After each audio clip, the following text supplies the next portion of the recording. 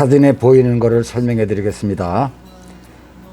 A는 신장, 키드니를 말하는 것이고요.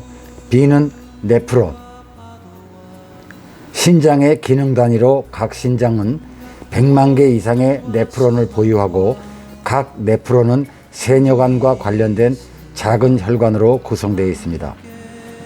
C는 사구체, 영어로 글로메룰루스라고 그러죠. 사구체를 말하는 것입니다.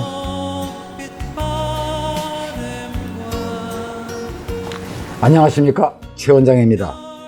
오늘은 당뇨 환자의 신장, 콩팥을 보호하는 것에 대해서 말씀드리겠습니다. 당뇨병은 초기에 증상이 나타나지 않아도 동맥경화를 진행시키기도 하고 협심증, 심근경색, 뇌경색 또는 하반신의 궤저 같은 치명적인 합병증뿐만이 아니라 실명으로 이어지는 당뇨병성 망막염, 요독증으로 이어지는 당뇨병성 신증 등 수없이 많은 합병증이 나타나는 무서운 질환입니다.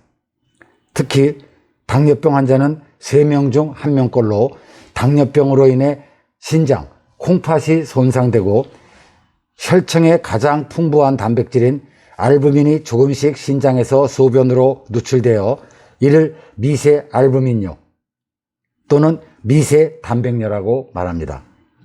따라서 초기의 당뇨병성 신증, 그러니까 콩팥에 문제가 생긴 첫 번째 단계를 당뇨병성 신증이라고 합니다. 당뇨병성 신증을 검사하는 방법으로 가장 많이 알려진 기법이 알부민 수치 검출법입니다. 당뇨병성 신증이 계속 진행이 되면 신장에서 노폐물이 배설되지 않는 만성 신부전이 발생하고 결국 이것이 요독증까지로 진행되어 투석치료 등을 받아야만 살아갈 수 있게 됩니다. 당뇨 환자는 세포조직 내의 당 농도가 증가하면서 과다한 혈당은 알도즈 환원요소, 영어로 알도즈 리덕터제라고 합니다. 알도즈 리덕테이즈. 알도즈 환원요소에 의해서 졸비톨, SORBITOL, 졸비톨로 전환이 되고 졸비톨이 축적이 되면 세포 내 삼투압이 오르게 되며 대사장애가 발생하고 또한 산화 스트레스가 증가하여 신경이나 신장, 눈의 망막, 혈관 등이 손상됩니다. 신장, 콩팥과 신경, 눈의 망막 등은 당뇨로 인해 손상받을 수 있는 대표적인 기관입니다. 최근 연구보고는 제2형 당뇨 환자에게서 제2형 당뇨 환자에게 고용량의 비타민 B1, 티아민이라고 그러죠. 비타민 B1, 티아민을 보충하면 콩팥 손상으로 인해 미세 알부민뇨로 진행되는 것을 막을 수 있다는 결과를 보여줍니다. 또한 고용량의 비타민 B1 보충으로 미세 알부민뇨 증상을 개선할 수도 있다는 것도 확인했습니다. 임상실험에서는 미세 알부민뇨증을 보이는 남녀 당뇨 환자들에게 하루 300mg, 1회에 100mg씩 3번의 비타민을 공급하자 약 3개월의 기간을 가지고 공급을 하자 위약을 투여한 그룹과 비교한 결과 비타민 B1을 보충한 그룹에서는 뇨알부민 배출이 현저하게 줄어들었지만 위약을 투여한 그룹에서는 변화가 없었습니다. 당연한 얘기겠죠. 비타민 B1을 3개월간 보충한 당뇨 환자에서는 뇨알부민 배출이 처음보다 41%가 줄어들었으며, 그러니까 3개월 후에 41%가 줄어들었고, 더욱이 미세 알부민뇨증을 보이던 이들 환자들 중 35%는 뇨알부민 배출의 수치가 정상으로 돌아왔다고 합니다. 비타민 B1은 고용량을 보충해도 부작용이 없는 것으로 알려져 있고 뇨알부민 배출을 개선할 뿐만이 아니고 당뇨로 인한 초기 단계의 신경과 눈의 망막 등의 손상을 개선할 수도 있다는 뜻입니다. 이것은 콩팥 보호에만 좋은 것이 아니고 당뇨에 의한 망막증, 당뇨에 의한 신경병증도 예방하고 치료할 수 있다는 얘기입니다. 비타민 B1이 상당히 대단한 비타민입니다. 당뇨 환자에게는 초기 단계에서 매우 중요한 것입니다. 선행 연구 보고에서는 비타민 B1이 당뇨 환자의 혈관 상태를 개선한다는 결과를 확인하였으며, 특히 산화 스트레스와 독성 효과를 유발하여 세포 조직을 손상시키는 과산화질산염기, 영어로는 퍼록시 나이트레이트를 제거하고 과산화질산염기를 제거하고 산화 스트레스를 줄여준다는 경과를 보여줍니다. 이거는 당뇨병성 신경병증에 매우 좋다는 얘기죠. 또 다른 연구 보고는 제1형과 제2형 당뇨병 환자의 혈청에는 모두 비타민 B1의 농도가 약 75%까지 낮아져 있다는 결과를 확인하였습니다.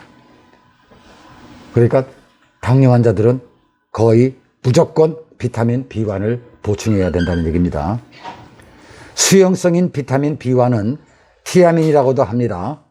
현미를 먹지 않고 백미를 많이 먹거나 탄수화물을 가공한 음식물을 많이 먹으면서 나타나는 질환인 각기병, 쌀의 뇌피와 배아에 많은 비타민 B1이 가공 과정에서 제거되었기 때문에 생기는 겁니다. 각기병. 그러니까 우리가 쌀을 뇌피와 배아에 많은 비타민 B1이 있는데 우리가 백미를 먹을 땐 이거를 다 제거하고 흰쌀로 먹죠.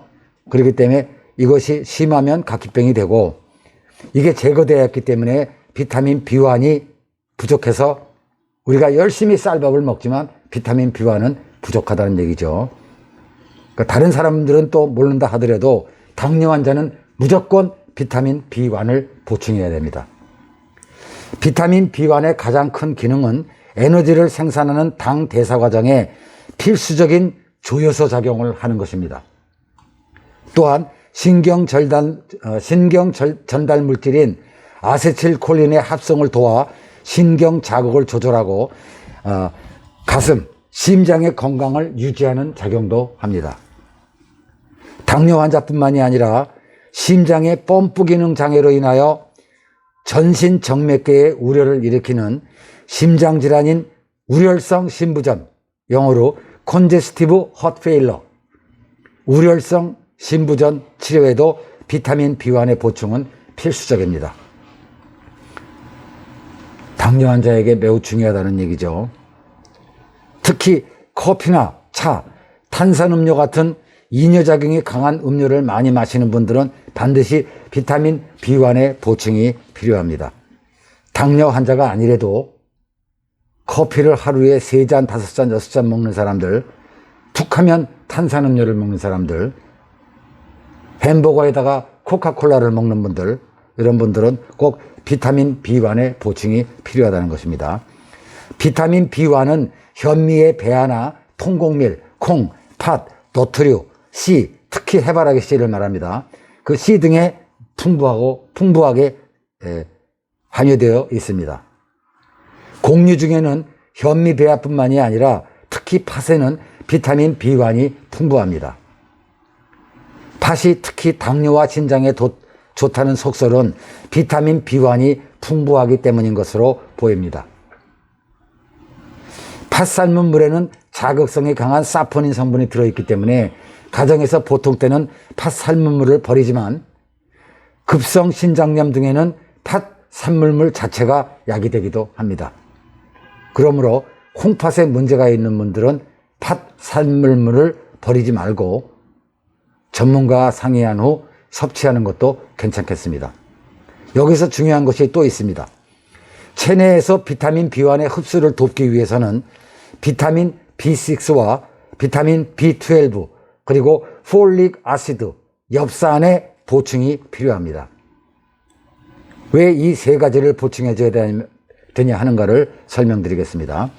만일 비타민 B12가 결핍이 되면 소변을 통한 비타민 B1의 손실이 증가하기 때문에 아무리 열심히 먹어도 소변으로 많이 빠져나가기 때문에 효과가 적어진다는 얘기죠. 그러니까 비타민 B12를 꼭 보충해줘야 된다. 비타민 B6 역시 체내에서 비타민 B1의 분배를 조절하는 작용을 도와줍니다. 당뇨 환자에게 고용량의 비타민 B1과 함께 보충되어야 할 또 다른 성분은 식물의 폴리페놀 화합물인 레스포라테롤입니다. 많이 들어보셨죠? 레스포라테롤. 포도 껍질에 많이 함유된 것으로 알려진 레스포라테롤은 탄수화물 대사에 관련된 효소와 다른 혈당 조절 요인들에 영향을 미쳐 적절한 혈당을 유지하도록 돕는 작용을 합니다. 특히 당뇨 환자들은 간과 콩팥에서 탄수화물 대사에 관련된 핵심 효소가 손상된 경우가 대부분이기 때문에 레스포라테롤은 이들 효소를 정상 수준으로 되돌려주며 인슐린 수준을 높이고 혈당 수준을 적절하게 조절해줍니다. 그러므로 질 좋은 레스포라테롤을 당뇨 환자들은 꼭 섭취해야 되겠습니다. 정리해봅니다. 비타민 B1, 비타민 B6, 비타민 B12, 엽산, 그리고 레스포라테롤의 5종류의 천연물을 섭취해야 합니다. 모든 것이 처방약물이 아닌 건강식품의 영양제입니다. 그러니까 마음 놓고 구입할 수 있다는 얘기죠. 혹시 품질이 좋은 것을 구입하고 싶으신 분들은 저에게 문의하면 어떤 제품을 구입하면 좋겠다, 이런 조언은 해드릴 수 있겠습니다. 모든 장기 유병 당뇨 환자에게 큰 도움이 되었기를 바랍니다. 특히 당뇨로 인한 심장, 콩팥 기능의 손상을 걱정하시는 분, 신장의 투석을 두려워하는 분, 소변 보실 때 거품이 많으신 분들에게 널리 알려지면 좋겠습니다. 정말로 값싸고 편한 치유 방법입니다. 많은 분들이 제 말을 듣고 회복되었습니다. 믿어도 됩니다. 경청해 주셔서 감사합니다.